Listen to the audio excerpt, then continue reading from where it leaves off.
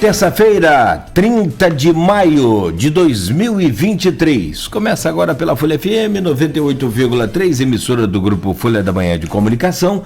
Mais um Folha no ar. Estamos ao vivo no Face, no YouTube, ao vivo também na Twitch TV. Você pode acompanhar esse programa daqui a pouco em podcast. E logo mais, a partir das 9 horas, a partir das 17 horas, né, em reprise na Plena TV. Olha, terça-feira, dia 30 de maio, o nosso programa já começa com as informações, né, importantes para a gente, né, startar aí esse novo dia. E hoje o Instituto Nacional de Meteorologia prevê aí tempo bom para Campos. Aliás, já choveu agora pela manhã e tem um belíssimo arco-íris aí porque o sol apareceu. E com um belo arco-íris agora pela manhã.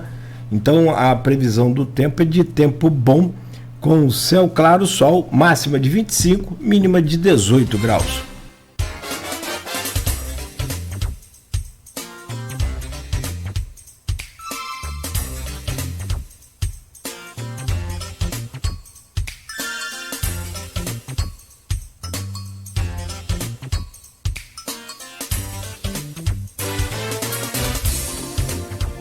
Bom, nessa terça-feira, o programa, junto com o Rodrigo Gonçalves da bancada, temos o prazer de conversar com Marcelo Feres, secretário de Educação, Ciência e Tecnologia, aqui conosco hoje, vem para falar de muita coisa na educação, inclusive de novas etapas do programa de aprendizagem eficiente, o resultado do Programa Municipal de Apoio a Startups também, e, por fim, o Marcelo fala sobre a relação com a Câmara e a partir de demandas e críticas feitas pelos vereadores.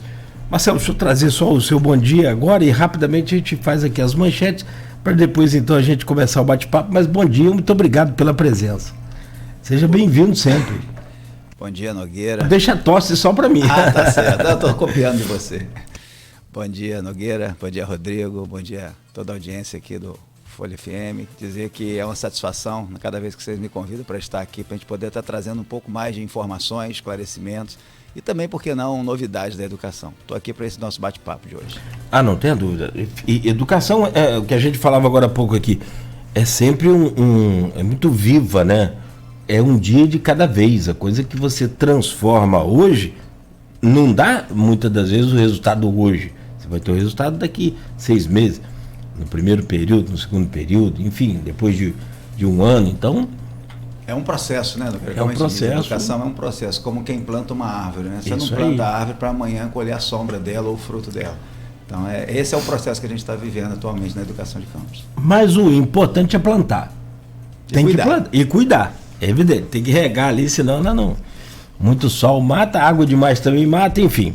Vamos falar sobre educação, então, sobre tecnologia e sobre ciência também com o professor, secretário do município de Campos, Marcelo Feres. No oferecimento de Proteus, de Unimed Campos, Laboratório Plínio Bacelar e Vacina Plínio Bacelar, agora com aplicativo também exclusivo para você acompanhar todos os resultados de exames e muito mais. Baixe o aplicativo Laboratório Plínio Bacelar. No portal folha1.com.br, obras da Ponte da Integração atrasam e só devem ser concluídas em dezembro. O governador Cláudio Castro chegou a dizer, entre aspas, que cabeças iriam rolar caso a ponte não fosse entregue até o dia 30 de maio, que é hoje. Daqui a pouco o Rodrigo comenta rapidamente sobre o assunto e onde é que estão as cabeças. Final de semana violento em Campos termina com 6 mortos e 3 baleados. Confronto entre traficantes em Guarulhos resultou na morte de 2 jovens. Morre no Ferreira Machado, idoso atropelado na RJ 216 em Goitacazes. Implantação de distrito empresarial em debate. Vladimir se reúne com Marina Esteves nesta segunda-feira na prefeitura.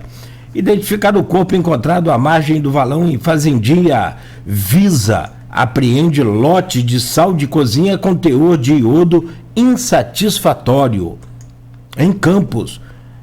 E ainda a Asflucan realiza o 6º seminário da cana-de-açúcar. São essas algumas, né, das manchetes, alguns destaques aí do portal folha1.com.br. E CDL Campos, que está comemorando hoje 60 anos, recebe aqui a nossa homenagem, né, o reconhecimento da importância dessa entidade do setor produtivo de Campos, que é do comércio, mas que tem uma força e um prestígio muito bom, muito grande, que por sinal tem rendido aí bons frutos aos comerciantes e à cidade como um todo. Agora, com a presidência do Edivar Chagas, comemora hoje com festa na cidade os seus 60 anos. Parabéns aí à CDL, a todos que fazem parte, que fazem dessa entidade uma entidade de sucesso e de credibilidade como ela é, todos que passaram pela presidência, que fazem parte aí da direção, enfim, são todos, né, devidamente reconhecidos e com essa data marcante de 60 anos aqui no município de Campos. Então, parabéns aí à CDL. Daqui a pouco a gente divulga, porque tem festa a partir de 9h30 aqui na Praça São Salvador da CDL Campos, com a Apollo, né, fazendo show e tudo mais. Bom, 7h15. Vamos ao Rodrigo Gonçalves, eu trago o seu bom dia. Rodrigo, bom dia, bem-vindo aí ao Folha no Ar, sempre titular desta bancada. Obrigado pela sua presença nesta terça-feira, dia 30 de maio. Bom dia, Cláudio, bom dia a todos os ouvintes da Folha FM 98.3, você que acompanha a gente também pelas redes sociais. É um prazer receber hoje aqui o Marcelo Feres, secretário de Educação, Ciência e Tecnologia. Meu bom dia também ao Beto, da Técnica. Todo mundo que acompanha a gente, não só aqui em Campos, mas também nas cidades vizinhas, aqui os municípios vizinhos, São João da Barra, São Francisco, São Fidélis, Cardoso, né, várias outras cidades aqui da região. E eu vi você falando aí das notícias da Folha 1, né? E com certeza a expectativa pela ponte da integração é algo que a gente está sempre trazendo aqui. A gente ontem tentou falar aí com o governador Cláudio Castro até para saber sobre a declaração que ele tinha dado lá ainda durante a diplomação dele, né? Que ele tinha dito que cabeças iam rolar, mas a gente não conseguiu um retorno específico sobre isso. A única nota que a gente recebeu do governo do estado veio assinada pelo DR, que trata exatamente sobre a obra, que inclusive parece não muito de acordo com o que a gente tem visto lá na ponte da integração. Eles dizem que choveu muito esse ano, que atrapalhou a obra, e a gente, de fato, quem está aqui não percebeu muito essa chuva toda para que a obra não fosse concluída. A informação, inclusive, que a ponte vai ficar para dezembro também não é muito garantida, é só uma previsão, né? Porque e aí a gente não sabe de fato o que está acontecendo, porque a gente entende que ali a ponte é de interesse de todo mundo, né? E uma obra daquele, né, pela expectativa que pela importância que se fala do Porto do Açu, né, que está ali na cabeceira, pode-se dizer, que a gente fala para os municípios de São João da Barra e São Francisco, apesar da ponte, né, ter aí o acesso dela em Campos propriamente dito, e agora com a expectativa da retomada da Codim, de um novo distrito industrial, a gente fica querendo entender de fato o que está acontecendo. E aí a gente vê o Sindef, que a gente recebeu aqui também, a força que tem. Alguma coisa está errada, não é possível. Não dá para poder aceitar que aquela situação da ponte fique do jeito que está. E aí o pior que de tudo, parece que existe uma inércia muito grande, porque o que falta? O que está faltando? Porque, vamos ser sinceros, eu acho que assim, hoje, tanto a iniciativa pública quanto a iniciativa privada tem condições, se estiver faltando recurso, de pegar e concluir aquela ponte.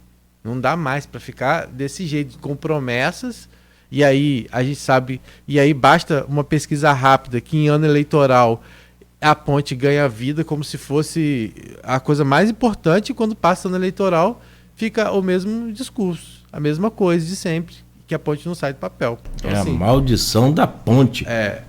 Já tem a ponte que foi iniciada pelo Alair Ferreira, também ficou só nas pilastras, que eu acho que é a parte mais difícil da construção, que é dentro d'água, que também a tecnologia agora não está tão difícil. Tá, mas beleza, é a mais complicada, talvez, a mais trabalhosa. Enfim, me parece que também não é falta de dinheiro, tem dinheiro. Ou não tem? Rapaz, o João Peixoto, o saudoso João Peixoto, era vivo. E ele, de vez em quando, e a gente cobrava, porque ele era o deputado autor do pedido dessa obra, era o cara que estava assumindo a responsabilidade, pelo menos então, né, de entregar essa obra aqui como deputado e de cobrar das autoridades, do governador, do secretário estadual de obras.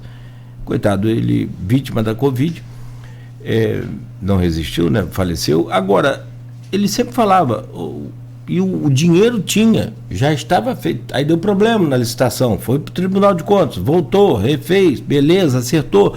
O problema agora estava agarrado aí nas desapropriações, que são várias, que parece que precisam ser feitas na cabeceira pelo lado de Gargaú, ali pelo lado de São Francisco.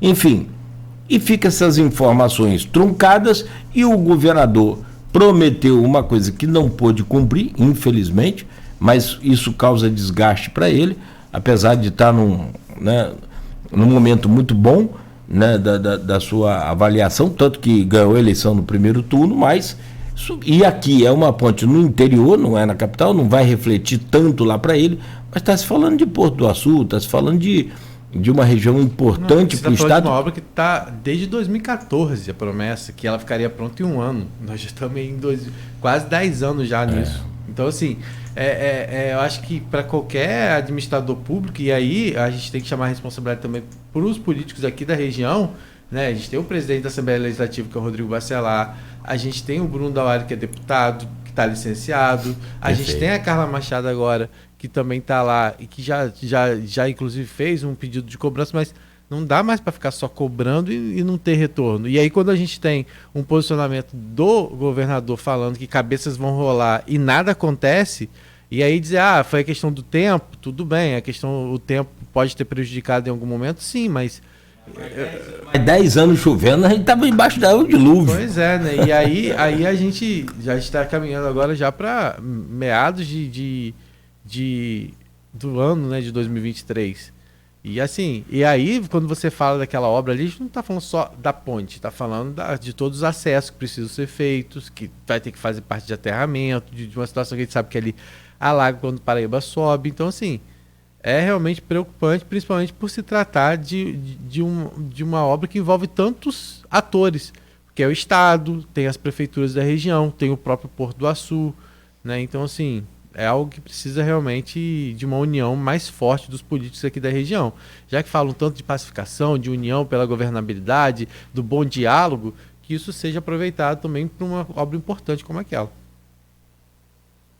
Bom, falando em ponte, nada melhor do que educação para criar uma ponte entre o desconhecido e a luz, né? Entre a escuridão e a luz, entre o desconhecido e o conhecimento. E o Marcelo Feres é o secretário de Educação, está conosco aqui, já trouxe o seu bom dia. Marcelo, são vários assuntos, tem uma demanda muito grande aqui de pauta para a gente conversar, que dá um programa até meio-dia.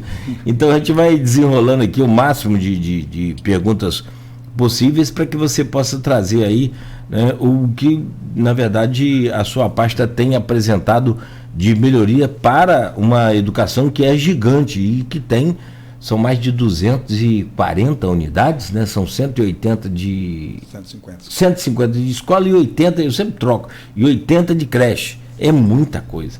Isso é mais do que, às vezes, um município inteiro, vizinho nosso aqui. São 55 mil alunos? 55 mil alunos, se juntar aí, você pega uns 3 municípios aqui de população no total.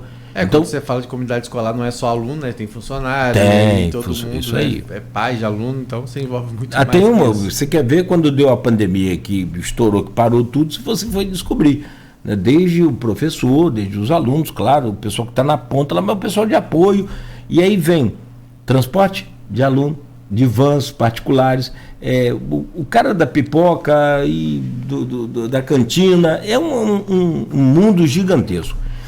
E tem uma etapa do programa de aprendizagem eficiente que a gente já destacou aqui, né, Rodrigo, para abrir esse bloco e você pode começar a falar quais são essas etapas e em que pé você apresenta esse programa agora de aprendizagem eficiente. Bom, mais uma vez, bom dia. Dizer que essa é sempre uma oportunidade, sabe, Nogueira, porque falar de educação, como você bem disse, né, a gente vai ter que priorizar. E eu tenho hoje a grata satisfação de ver que, por tudo que a gente tem trabalhado em conjunto, né, principalmente com os nossos profissionais da Secretaria de Educação na sede, principalmente também em todas as unidades escolares, né, nas escolas, nas creches, nos dá muito orgulho de ter segurança em afirmar que a nossa educação está avançando.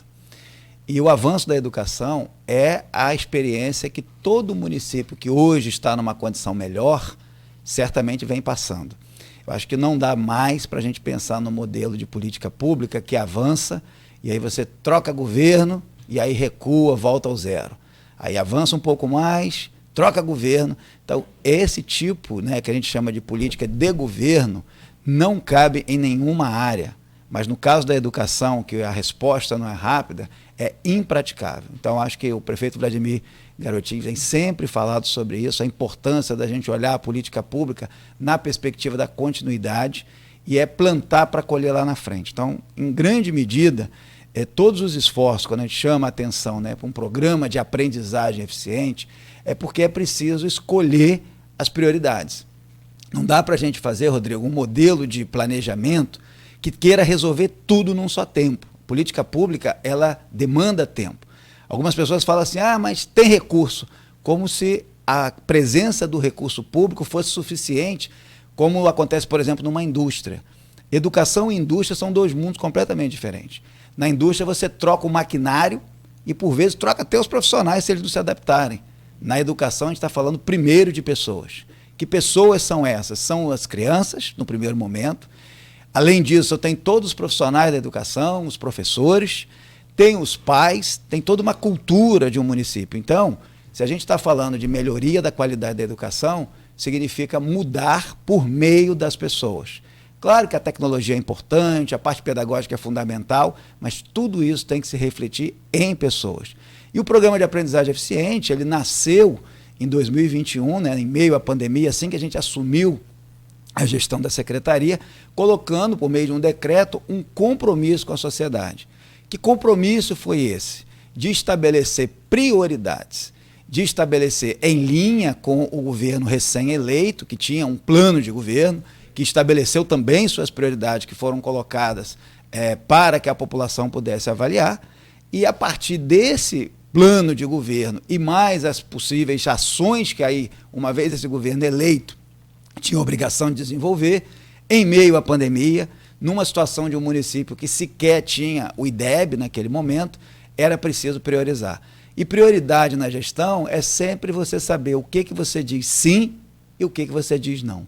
Mas esse programa de aprendizagem é algo específico ou é um modelo que vocês seguem já vindo de do MEC, alguma coisa? Como não, é que é? Ele é absolutamente específico, ele é absolutamente contextualizado à realidade. Na sua essência, ele envolve 3 dimensões. A dimensão de pessoas, ou seja, como que a gente avança em relação à dimensão das pessoas em todos os aspectos. Mas pessoas, é um modelo que não é seguido próprio. Não, absolutamente. Ele foi feito pela experiência que a gente tem em gestão pública, assim como foi criado o Pronatec, na época que eu estava no Ministério da Educação. Você não tem uma referência outra, senão juntando boas práticas e criando algo próprio para aquele momento histórico. O PAI, como a gente chama, né, Programa de Aprendizagem Eficiente, ele foi criado, né, pela nossa equipe, né, com a minha liderança, no mês de janeiro, a partir dos dados, poucos dados, até porque estávamos no período de pandemia, disponíveis. Então, ali a gente estabeleceu metas que são o norte da nossa gestão. Então, como eu dizia, a dimensão de pessoas, ela é fundamental numa tríade, né? São 3 etapas aí importantes. Como lidar com a questão de melhorias na perspectiva de pessoas. Então, pessoas, os alunos, como que os alunos aprendem mais? Pessoas, os profissionais, os pais. Então, a gente chama, de modo mais salteado, né? A gente fala, família na escola, é um projeto, porque a gente pensou em pessoas lá atrás e sabíamos que precisávamos da família. Toda essa dimensão de lidar com capacitação profissional. Como é que os profissionais, não só professores, podem ser capacitados? criamos uma escola de formação de educadores. Ah, mas as crianças com deficiências estão ficando para trás. Criamos uma escola de educação inclusiva. Então, veja, a resposta do programa são soluções próprias para campos a partir de um planejamento. Isso é política pública, é um jeito sólido de fazer política pública, mas isso não é rápido. Por quê? O problema de campos que eu vejo hoje em termos de educação não tem a ver com o que está em construção. Estou falando, inclusive, historicamente. Nós já tivemos avanços, bons avanços na educação, e depois tivemos retrocessos, ou seja, perde-se praticamente tudo. É como alguém que está numa longa jornada, mas que de tempos em tempos ela anda para trás. Isso não é admissível mais. E o programa de aprendizagem eficiente ele tem metas objetivas para que a sociedade acompanhe. É um compromisso de esforço, que é o que nos faz, por exemplo, dizer essa ação é prioritária, essa outra não é prioritária. E é dentro desse programa, então, vocês foram estipulando, vamos dizer assim, projetos e subprogramas, né? Assim, né? Dentro desse programa maior. E agora uma das novidades que está chegando aí é o EduTem, né? Que é um processo que já é aplicado em algumas redes de educação, baseado, acho que num projeto da Finlândia, se não me engano, né? Exatamente. Que é o ensino da matemática de uma forma mais tecnológica, gamificada, que fala, né? E de que forma isso vai ser aplicado? Vai ser em alguma escola modelo? Como isso vai ser em toda a rede? Como é que vai ser? Rodrigo, essa é uma questão importante porque faz bem a conexão quando a gente chama a atenção para a ideia de pessoas, processo e tecnologia. O exemplo que você traz, né, dessa ferramenta tecnológica que é chamada EduTem é uma solução realmente finlandesa, está presente em outros países e a gente está ousando em trazer essa implantação também dessa ferramenta para o nosso município. O objetivo é o quê? É tornar a aprendizagem de matemática, que é algo tipicamente muito abstrato, né? Eu sou professor de matemática por formação, então a gente sabe a complexidade que né, você fazer o ensino da matemática ser atrativo. Mais do que isso, a gente tem dificuldade, muitas das vezes, enquanto professor na sala de aula, de identificar se um aluno está aprendendo mais ou está aprendendo menos, o que efetivamente, em termos das habilidades, conforme a gente chama na Base Nacional Comum Curricular, que habilidades são previstas para um aluno do 3º ano, do 4º ano, do 5º ano do fundamental, por exemplo. As habilidades estão ali previstas. Como é que eu avalio para saber o aluno está se desenvolvendo ali ou não? E o modelo tradicional de ensino ele não dá conta de dar essa resposta. Então, como que a gente está ousando? A partir de uma plataforma, e aí não é meramente a questão de sistema, de software, nós precisamos também da infraestrutura necessária, eu estou falando de internet, eu estou falando de computadores, Chromebooks, estou falando de tablets para os alunos na sala de aula, porque na nossa rede municipal a minoria das escolas tem laboratório de informática, então a solução nossa para isso é o tablet na sala de aula, deixando muito claro que tecnologia é apenas um meio, mas para quem está na situação de campus em termos de educação, é preciso que a gente trabalhe os aspectos de tecnologia para tornar mais atrativo, e a gente tem conversado muito com os professores, com os profissionais e com os alunos, tornar mais atrativa a aprendizagem. Então o EduTem resume tudo isso de uma forma em que você tem mais de 20 mil exercícios de matemática, né, dos mais diversos níveis escolares ou anos escolares, inclusive ele vai para o ensino médio e tal, mas nosso escopo, o âmbito municipal, é naturalmente o nível do ensino fundamental. Então as crianças têm a oportunidade de estar aprendendo a matemática com o professor, dentro das habilidades devidas, e tendo um encontro semanal num ambiente onde ela vai poder estar ali tornando a matemática mais concreta, tornando a parte do exercício de matemática algo gamificado, algo que interessa, que tenha dicas. Isso se soma a um outro investimento pedagógico que a gente fez de tecnologia educacional, que são laboratórios de matemática. Então as escolas também receberam laboratórios de matemática, onde aí os alunos têm um contato de forma mais lúdica, mais concreta, têm um contato físico, vai passar a ter esse contato digital. Qual é o grande objetivo? É que os alunos possam ter um apreço maior pela matemática, porque se você conversar nas escolas, em geral isso não é de agora, nós já fomos alunos também em algum momento, e a matemática pelo seu grau de abstração, porque na essência a matemática é uma linguagem, é mais uma linguagem. A gente sabe a dificuldade de aprender um idioma, você imagina a questão da matemática. Por exemplo, o uso de percentual é algo absolutamente necessário no dia a dia para você ter capacidade de comparar proporções. Você falar de 20% pode ser de R$10 ou de 10 milhões. Mas se você não tem essa capacidade, né, de abstrair dessa forma, você fica para trás, perde oportunidade, vai no supermercado comprar um produto, talvez com 1 quilo ou com 5 quilos, a promoção você compra do mais barato, mas às vezes, pelo preço de cada quilo, seria mais vantajoso comprar um outro. E isso faz parte do nosso dia a dia, né? Então o EduTem, resumidamente, é esse ambiente pedagógico direcionado para a matemática, onde, por um lado, o aluno aprende de forma mais lúdica, mas o nosso grande interesse é que o professor vai passar a saber exatamente qual aluno está errando em que tipo de questão, e aí, com isso, o professor consegue fazer um reforço de aprendizagem, não só direcionado para a turma, mas direcionado para aquele aluno que não está aprendendo bem. E a própria Secretaria de Educação passa a ter uma leitura, ou seja, ao tempo que o aluno faz o exercício, você vai tendo uma avaliação da aprendizagem de toda a rede. Que habilidades da Base Nacional Comum Curricular não estão bem desenvolvidas ainda. Isso acontece rápido? Não. Isso é um projeto que demanda tempo de adaptação, capacitação dos profissionais, aprendizagem por parte dos estudantes. Então, isso é um primeiro passo de uma jornada que a gente quer tornar campus, em termos de aprendizagem de matemática, uma referência para os nossos alunos. Aí, só para poder entender, o EduTem, então, ele vai ser aplicado em algum segmento específico, vão ser em todas as escolas, tem alguma série que vocês vão começar a trabalhar de forma mais ampla e aí depois vai seguindo uma progressão?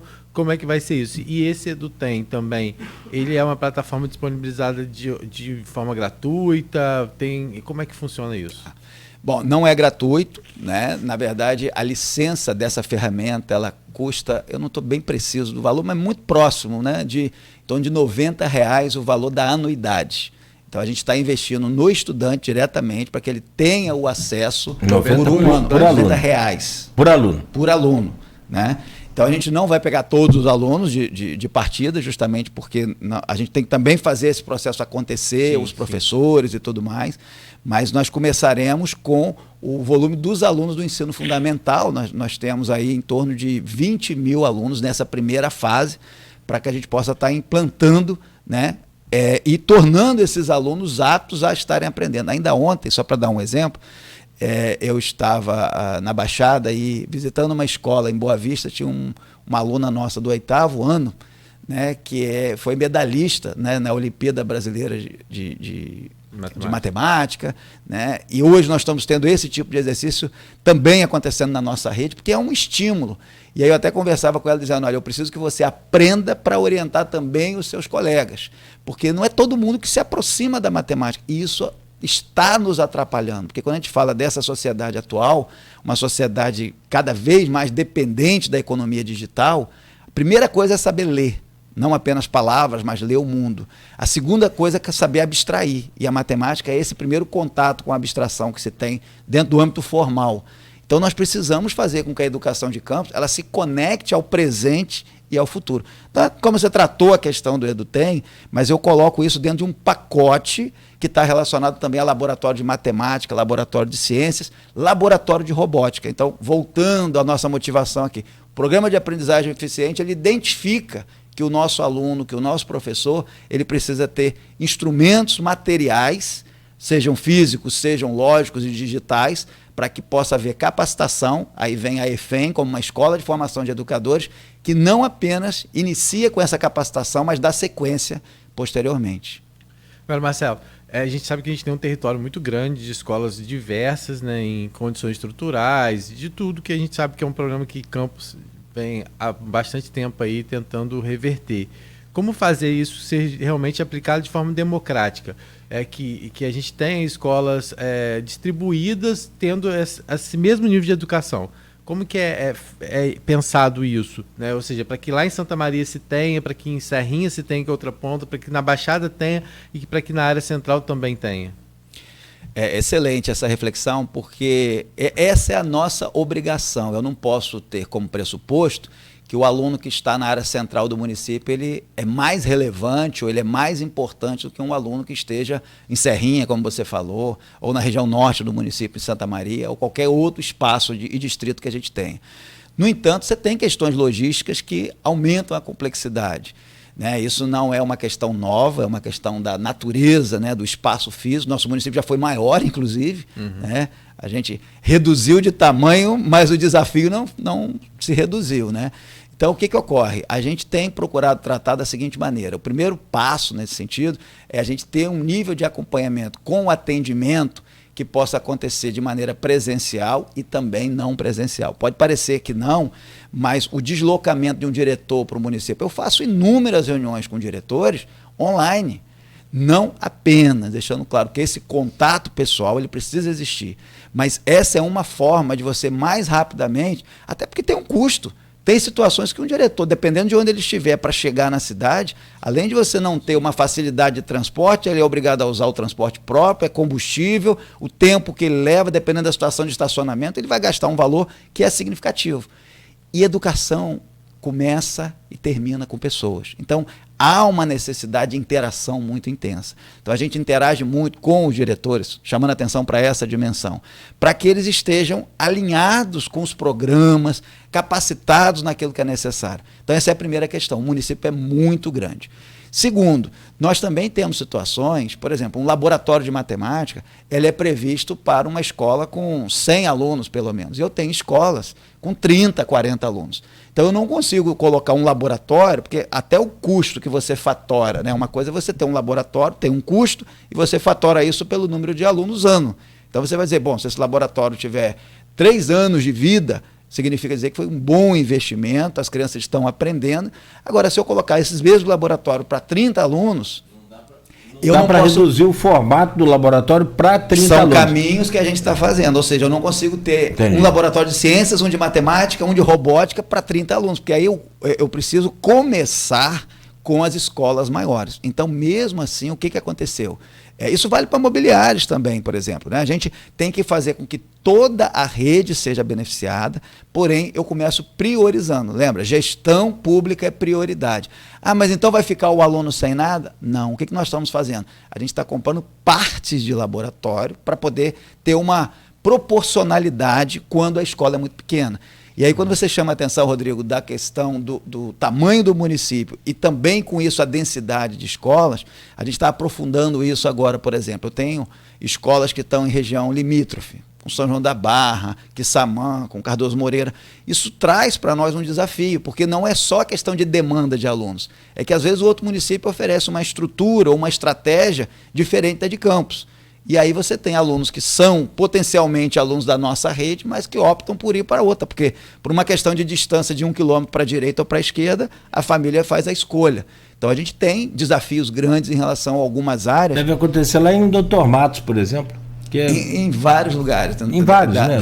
Onde nós temos área limítrofe, nós temos essa questão de baixa demanda, porque o aluno pode até ser do município, ele mora, é residente no município. Mas opta-se por um outro. Às vezes acontece o contrário também, tá? Mas sim, isso é previsto até em qualquer realidade do Brasil, você tem essa visão. Mas por que eu estou chamando a atenção para isso? Porque o que você falou, é preciso que a gente desenvolva um modelo que seja necessariamente inclusivo. Mas eu não posso também, sob essa justificativa, não trabalhar dentro do modelo de prioridade. Porque qual é a grande questão? Nós fizemos investimentos, por exemplo, na parte de imobiliários. Só para dar um exemplo. Então, tivemos lá uma mesa de professor. Estantes, coisas bem de rotina. Só que a gente comprou uma remessa procurando saber assim, eles vão se adaptar, vão gostar desse material ou não vão? Porque a partir dali você pode trocar, se não funcionar bem, né? E aí, como pegando esse exemplo, a mesa de professor gostou-se muito, o que a gente faz? Continua na mesma linha de especificação, porque você tem assim inúmeras possibilidades num processo de aquisição. E se você tem a adesão dos profissionais, então isso vale para a tecnologia. Laboratório de robótica, eu costumo contar essa história, a gente trabalhou laboratório de robótica ao tempo que a gente trabalhava merenda, transporte, estava tudo muito no início e a gente planejando laboratório de ciências, matemática e robótica como um kit voltado para o futuro, em termos pedagógicos. Qual é a questão? Tornar a educação de campus interessante para os estudantes. É preciso que a escola valha mais a pena do que estar em casa. Então a gente está fazendo isso. E cada vez que eu vou na escola eu pergunto, assim como a gente pergunta da merenda, a gente pergunta, e como é que está? Eles têm 1 aula por semana de robótica, tá? Praticamente em todas as escolas, eventualmente pode não estar em todas ainda por conta da questão do tamanho da escola, mas, e eu converso com os alunos, com os professores, eles desejam essa aula, eles querem, tem o lúdico, tem a prática, e não é um professor de robótica, essencialmente, é um professor que começa a aprender também a aplicar dentro da tua responsabilidade enquanto disciplina ou enquanto professor. Isso não é rápido, volto a dizer, estamos em processo de implantação, mas você imagina, depois de 3 anos, a cultura, né, de estar usando um ambiente pedagógico efetivamente com as boas práticas. E o futuro? Ontem eu conversava também com alunos que estavam dizendo, eu estou fazendo o pré-IF, porque meu desejo é fazer um curso técnico. Então nós temos que alimentar nesses nossos alunos da rede municipal essa esperança, mas não apenas esperança, é preciso também que dê as condições mínimas e capacitemos também os nossos profissionais, porque também não basta ter ferramenta, é preciso que saiba, tem que saber tocar essas ferramentas, né? Fazer conduzir isso. Até em relação a essa questão de ferramenta, a gente sabe que Campos já teve em outros momentos essa expectativa de criar-se laboratórios, de ter tecnologia em sala de aula. Só que a gente sabe que a gente tem uma rede muito grande, o acompanhamento dessa rede é complicado e principalmente na questão de manutenção e segurança desses equipamentos, né? Porque são equipamentos caros, né, que estão muitas vezes nessas escolas. Como é que está isso hoje? Essa preocupação de vocês com isso, desse acompanhamento, para que a gente não perca. Infelizmente, a gente sabe que acontece de se perder muitas vezes esses materiais, de sumir. E como é que tem sido esse acompanhamento? Porque é um investimento alto que está sendo feito, né? Perfeito. E é investimento próprio, ou seja, é um investimento próprio ou isso vem de recursos disponibilizados pelo MEC? Como é que é? É próprio, é também do MEC, é também do FNDE. Na verdade, é recurso público, vem de imposto do cidadão igual, né? Não muda muito a fonte, sim, embora ele tenha controle delas. Perfeito. Com a questão contábil. É oportuna a sua pergunta, isso me recorda de uma experiência que eu vivi, que sempre me deu muita coragem de fazer isso. Tudo depende também do perfil de quem está na liderança, a responsabilidade que é tomar decisões desse tipo, né? E aí eu não posso negar a minha experiência como gestor, mas também como profissional, porque a gente, por formação e atuação na área de tecnologia, a gente sabe também quais são os limites, quais são as possibilidades. Você fala de segurança, eu me recordo que ainda quando eu era secretário do MEC, eu estava em Santa Catarina, acho que foi em Jundiaí, né? Não me recordo agora qual foi a cidade, honestamente. Mas, enfim, não é muito relevante. E eu conversava com um prefeito que me disse, à época, que ele comprou tablet, mas isso eu estou falando de 2012, 13 talvez, comprou, à época, tablet. Não era novidade os tablets, e ele comprou para cada aluno. Aqui em Campos teve um momento muito a contragosto, né? Muito a contragosto, a época da sociedade, que se dizia que iria se perder, era um investimento perdido. E ele me disse que o índice de perda, após um ano, porque após um ano eles tinham que apresentar o equipamento para continuar no ano seguinte, o índice de perda foi bem abaixo de 5%, ou em torno de 5%. E aí ele me ensinou com isso, ele disse o seguinte, deu certo para 95%. Então eu não vou me focar nos 5% que eu perdi. E eu aqui vou mais longe. Quando a gente investe em um laboratório, se tiver perda, quebrou e tal, mas se a gente tiver um índice de 80%, vamos considerar que 20% tenha de perda, a gente repõe 20%. Mas a gente aproveita para os alunos 80%. Então, a conta, no âmbito da educação, não pode ser feita numa visão meramente econométrica, de índice do que você economizou, do que você gastou, e quanto que se transformou em aprendizagem. Então, eu aprendi por essa experiência. Hoje, nós estamos fazendo uma aquisição na questão dos Chromebooks, que isso eu já falei daqui umas 2 vezes, pelo menos, já está, vai virando lenda, né? Mas não é lenda, é importante deixar claro. A empresa está no seu prazo de trazer para a entrega. Nesse caso é particular, assim, a entrega é pessoal para cada profissional, professor, pedagogos, tem uma gama de profissionais que vai estar recebendo, e tem os tablets. Esses são equipamentos, vamos dizer assim, que podem gerar interesse de uso diverso da educação, tá certo? O que a gente está fazendo para inibir isso? No caso do Chromebook, ele vai ter um chaveamento, um mecanismo que, isso faz parte da aquisição, na hipótese dele ser furtado, ou esquecido, ou o que for, é possível identificar, no primeiro momento que ele for ligado, onde é que ele está geograficamente. Aí é uma questão de segurança pública, você vai acionar a polícia, formaliza. Então, essas tecnologias já trazem essa possibilidade hoje, assim como há com os celulares né? Já é uma tecnologia que se transformou numa coisa. Então, isso potencializa esses investimentos. Para o tablet vale a mesma coisa. Então, assim, se tivermos perda, caiu no chão, quebrou, perdeu, enfim, pode haver? Pode. Mas se a gente estiver motivado ou preocupado com o eventual índice de perda, claro, se a gente estiver perdendo 50%, aí realmente foi um fiasco o projeto. Mas eu não acredito nessa hipótese. Eu acho que a gente pode ter, num primeiro momento, um grau de perda que eu não consigo calcular, porque eu não tenho essa memória, mas nós temos o compromisso de manter, né, daqui para diante, pelo menos. Mas é assim que eu acredito que se faça educação. Agora, mais importante do que pensar na perda é pensar na efetividade. Tipo, não adianta eu ter uma licença, como a gente mencionou anteriormente aqui, de uma plataforma para os alunos aprenderem matemática se ninguém usar. Aí a perda é de 100%. Não adianta eu ter um laboratório de ciências que fica guardado, encaixotado. Então, o nosso laboratório ele é chamado laboratório móvel. Em que sentido que ele é móvel? Ele permite que você possa mover de uma sala para outra. Não para ficar movendo para lá e para cá, porque você vai acabar destruindo. Mas, eventualmente, vai fazer uma manutenção, uma reforma na sala, você não fica necessitando de uma coisa específica. Então, assim, é uma decisão de gestão e eu me sinto muito seguro com a experiência que eu tenho, não estou começando agora, e eu tenho certeza que esse é o caminho que está fazendo a educação de campus ganhar um ar de esperança também, sabe? É investimento naquilo que vai direto ao aluno. Cristóvão Buarque, só ele só, ninguém não. Cristóvão Buarque falou aqui nesse programa, inclusive, numa entrevista, sobre o Bolsa Escola. Lembra do Bolsa Escola?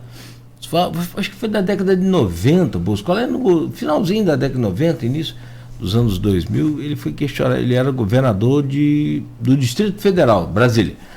E ele foi questionado sobre, mas o senhor paga esses alunos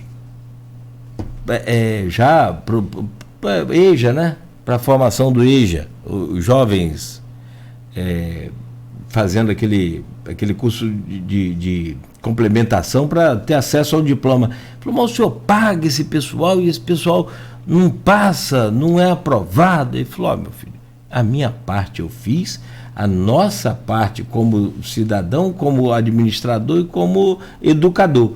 Agora, se ele não passou, aí é com ele e a vida dele, mas a oportunidade ele teve e ele teve que dedicar o tempo aqui, porque só recebia o Bolsa Escola quem estava na escola. A frequência é obrigatória. Como é hoje o Bolsa Família também só recebe quem tem a frequência devidamente controlada ali. E me permita, pode concluir. Não, eu só ia fazer a pergunta de quando que você vai, quando que vamos entregar esse... Vamos, porque a gente já fez tantas entrevistas aqui, teve problema extra secretaria, que veio do Tribunal de Contas, a gente entende também, e é evidente que entre você cometer um erro ali sem saber e cometer sabendo, são dois fatos, são dois pontos distintos.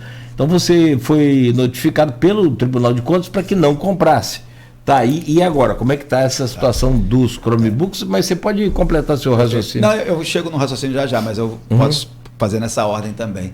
Não, primeiro esclarecer, realmente o planejamento disso é considerado antigo, claro, porque a gente já queria estar com isso em 2022. A aquisição é um processo complexo, eu já falei também em outros momentos aqui, mas durante o período, né, naquele momento que a gente fez o processo licitatório dos Chromebooks, ele já estava na fase final, inclusive, já havia, porque a gente fez isso via o processo de pregão eletrônico. Importante destacar, né? Nós fizemos o primeiro programa eletrônico da Secretaria de Educação, não posso dizer se é da Prefeitura ou não acompanhei, mas da Educação com certeza, e de lá para cá foram muitos pregões eletrônicos que a gente vem fazendo. Então isso nos dá também segurança para poder estar fazendo esse tipo de investimento que é de grande monta. Mas além disso, à época, não foi nenhuma... o questionamento, né, do Tribunal de Contas, isso acaba sendo público, né, porque essas informações estão disponíveis para um estudioso, alguém que queira entender com mais profundidade, não teve nenhum óbice quanto ao valor está superfaturado ou qualquer coisa relacionada a isso. Isso é questão procedimental, que ele entendia que tinha algumas coisas. É bem técnico mesmo, estavam no ETP, que a gente chama, né, que é o estudo técnico preliminar, e deveriam estar no TR, né, que é o termo de referência. Mas são questões puramente administrativas, eles pediram que fosse corrigido, isso foi corrigido e havia uma inconsistência de impressora, que num determinado momento falava no texto que eram 15, em outro momento falava que eram 20 impressoras. Esses foram os dois aspectos objetivos, mas, sob o ponto de vista formal, eles pediram que refizesse. Aí a gente volta a estaca zero para poder avançar. Enfim, por que a gente demora tanto, né? A gente aproveita a oportunidade para sinalizar. há hoje na prefeitura, e o prefeito tem cobrado muito, um esforço muito grande da gente avançar naquilo que é intersetorial. Ou seja, não é uma ação isolada da educação fazer uma aquisição. Embora o recurso público esteja na responsabilidade da gestão da educação, mas um processo licitatório, e deve ser assim, é importante chamar a atenção, você tem múltiplos atores responsáveis, justamente para não ficar aquela história de fulano fez, será que fez direito? Não, tem um setor olha, tem um outro setor que é o setor de controle, tem a procuradoria, tem a licitação, tem contratos, tem um conjunto de setores. No entanto, você também paga um preço temporal, porque todos esses setores recebem a demanda de todas as licitações e aquisições, e o setor da procuradoria também é um grupo limitado com um montante de demandas que é absurdo. Então a gente conta muito com o apoio desses setores, mas também precisa compreender que eles não estão lá disponíveis só para atender a Secretaria de Educação. Então isso acaba demandando tempo, sim. O prefeito tem insistido, e a gente está evoluindo nesse sentido, que é uma agilidade maior por meio de um sistema informatizado. E aí a Secretaria de Administração, né, mandar um abraço para o secretário Weiner, tem feito um esforço muito grande, a educação está junto nesse projeto, para que a gente possa implantar um sistema esse que é o mesmo sistema que é usado aqui no nosso Instituto Fluminense, é criado pelo Instituto Federal do Rio Grande do Norte. Desde janeiro de 2021 nós estamos nesse processo, a equipe do SIDAC, que é responsável por fazer essa ação, já se capacitou, já interagiu. Nós hoje estamos implantando esse mesmo sistema na parte educacional, para a parte de controle de frequência dos alunos, e toda a parte de processo também está entrando no ar agora no segundo semestre. Então isso, só para concluir, isso demonstra que a gente está no caminho, como a gente diz que a educação é processo, também o processo de gestão da prefeitura requer etapas. No momento que a gente começar a ter não apenas o papel para lá e para cá, e vai um motorista levar de carro um documento. Eu costumo brincar dentro da secretaria e dizer, isso é muito década de 1990. Tem que virar a página. E aí eu sou rotulado como um cara que defende tecnologia. Eu gosto desse rótulo, não é ruim para mim não, porque tecnologia é meio. Sempre é, papel é tecnologia. A pessoa, se você tiver aí todo dia a Brasília levar um documento... Então isso vai mudar. Os ministérios estão todos lá. Não, então você vai pela educação, vamos supor, eu preciso levar um documento hoje ao Ministério das Comunicações. A pessoa, se eu tiver de ir a Brasília levar um documento... Não, e desde o e-mail, e se a gente pensar hoje na esplanada dos ministérios, todos os ministérios utilizam um sistema que é o SEI, já há bastante tempo. O Estado do Rio de Janeiro utiliza também o SEI. Nós, no município, temos que usar também. Então, isso não é querer muito. Nosso prefeito foi deputado federal e ele vivia essa realidade do próprio SEI, e ele aqui questiona muito isso. E vai acontecer. Mas eu não queria deixar de comentar, só uma questãozinha, se você me permitir. Ou você quer... Não, por favor. Tá, é importante, quando a gente fala de tecnologia, chamar a atenção que isso tem uma dimensão de caráter pedagógico. Então, nós estamos falando de tecnologia educacional. Né, para não passar uma ideia de que é tecnologia pela tecnologia, como se ela tivesse um fim em si mesmo. Para dar um exemplo concreto disso, nós temos tivemos no ano passado um processo de mudança de matriz curricular. Então, ou seja, como que os alunos são orientados no seu processo de aprendizagem, isso também está em processo de mudança em campos. Então, hoje, quando a gente pensa, por exemplo, na matriz curricular, os alunos do 6º ao 9º ano, lembrando que isso é uma implantação, tudo é muito novo, as coisas já ainda estão amadurecendo. Então, veja, a nossa carga horária do 6º ao 9º ano, nós ampliamos a carga horária para 30 horas. Com mais 5 horas a gente transforma em tempo integral. Aí, alguns que estão nos ouvindo, educadores, falam assim, mas cadê os professores? Tem que ter concurso para professor, tem que ter... Bom, nós fizemos a matriz de modo também flexível, nós temos previsão de projeto de vida na nossa matriz curricular, porque esse aluno que está no 6º ou 9º ano, ele precisa desse tipo de orientação. O que ele quer em termos de projeto profissional, pessoal?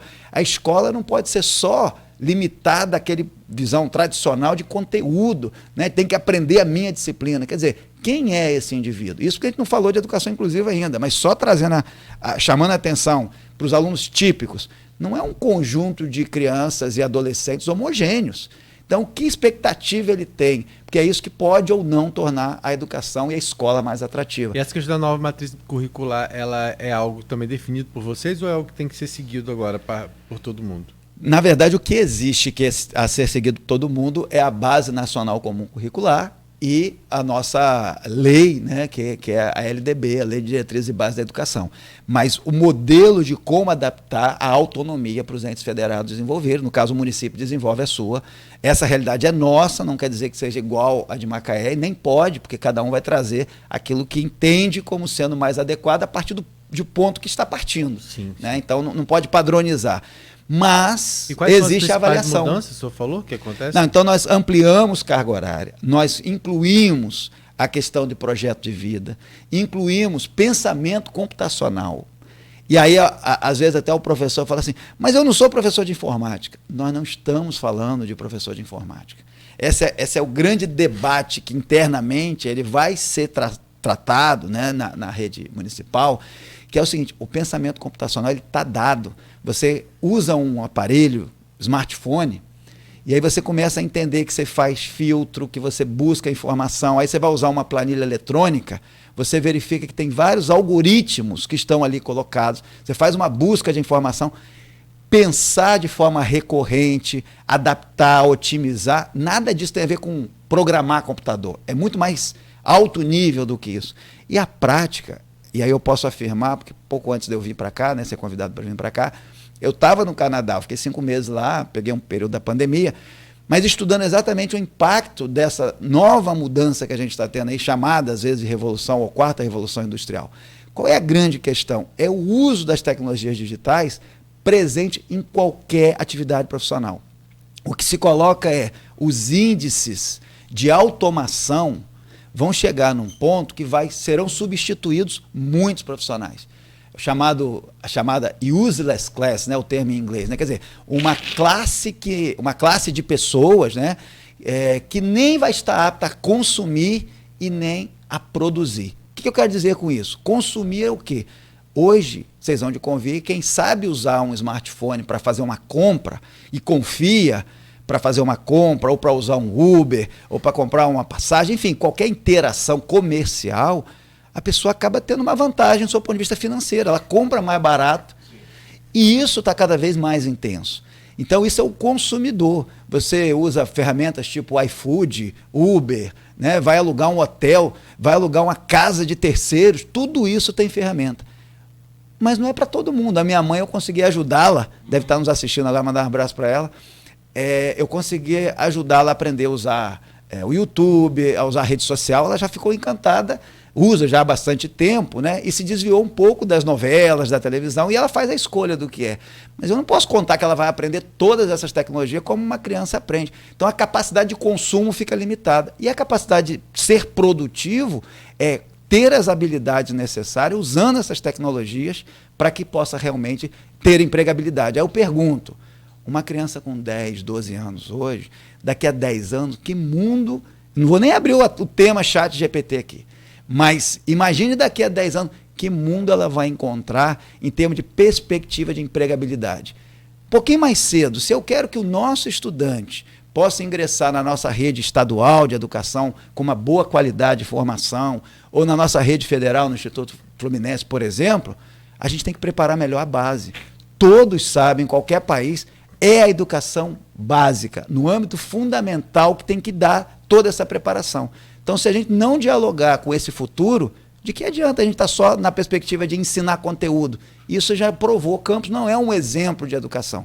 Nós estamos fazendo uma aposta responsável. Isso é o PAI, né? O Programa de Aprendizagem Eficiente. Chamo de aposta porque aquilo que você não tem garantia no futuro, educação você não tem garantia, né? Você está fazendo ações que visem mudança de comportamento. Agora, não basta dizer que hoje você tem uma faculdade, você tem um emprego garantido. Essa garantia não há para ninguém, mas você amplia as chances. Às vezes, muitas das vezes você tem a faculdade, mas não tem um curso técnico e tem a vaga para o curso técnico com bom salário até relativamente. Verdade. E aí você perde a oportunidade porque você não tem você é um engenheiro, mas não tem um curso técnico ali de uma produção de engenharia, uma coisa daquela ali, você acaba perdendo E você está certíssimo, mas além disso, quer dizer, você está falando de competências e habilidades técnicas, né? O fazer, sabe como resolver problema. Só que tem outras competências que hoje, né, elas são ranqueadas internacionalmente, que chamam a atenção, por exemplo, para como o comportamento, a capacidade de se relacionar, de liderar, de ter resiliência numa dificuldade dentro do trabalho, muitas das vezes, que às vezes a pessoa se desmotiva, então você tem uma série de outras atitudes e comportamentos que se complementa às habilidades técnicas, muitas das vezes, para que você possa prosperar na carreira profissional. Tudo isso hoje está permeando o processo educacional. Bom, Marcelo, são 8h03, secretário. Vou te pedir licença, Rodrigo. Você que está nos acompanhando também, um engajamento bom aqui no Face, no Instagram. Só para a gente fazer um intervalo, Rodrigo, e deixar uma perguntinha aqui. Pode responder. O que vai, já que está em manchete aqui no portal folha1.com.br, estou justificando aqui. O que vai sair primeiro? A ponte da integração ou o Chromebook? Rapaz, o Chromebook depois vai virar meme isso. Te dou data.